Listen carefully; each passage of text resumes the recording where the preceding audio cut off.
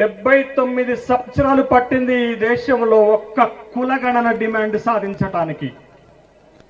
మనం అధికారంలో ఉంటే 79 సంవత్సరాలు పట్టునా?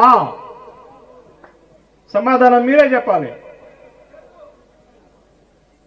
మహాత్మా బిపి మండల్ 1980లో ఈ దేశంలో ఉన్నటువంటి ఓబీసీల సమగ్ర అభివృద్ధికి రిపోర్ట్ ఇస్తే ఆ రిపోర్టుని అమలు చేయకుండా తొక్కి పెట్టింది 43 సంవత్సరాలు ఈ దేశాన్ని పరిపాలించినటువంటి ప్రభుత్వాలు.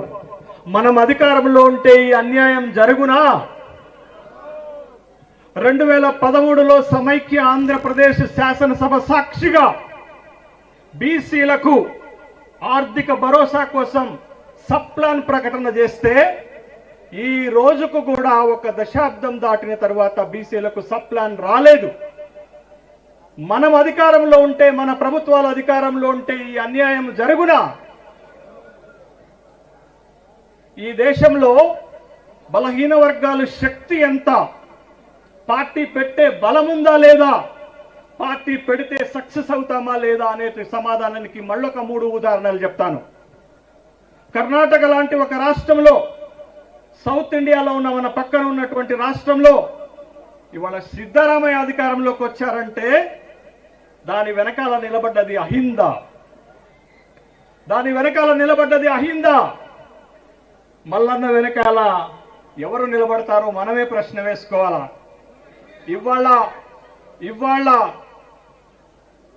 మాకు ఎదురే లేదని విర్రవీగినటువంటి ఒక జాతీయ పార్టీ, ప్రపంచంలోనే అతి పెద్ద పార్టీ అని చెప్పుకుంటున్న పార్టీకి ఒక ఛాలెంజ్ విసిరాడు ఒక పెద్ద రాష్ట్రం నుంచి అఖిలేష్ యాదవ్.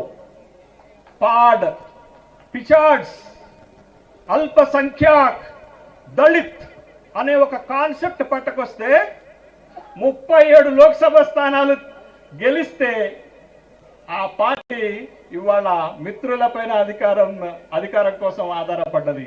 అది బలహీన వర్గాల దెబ్బ అక్కడ చూపించాడు.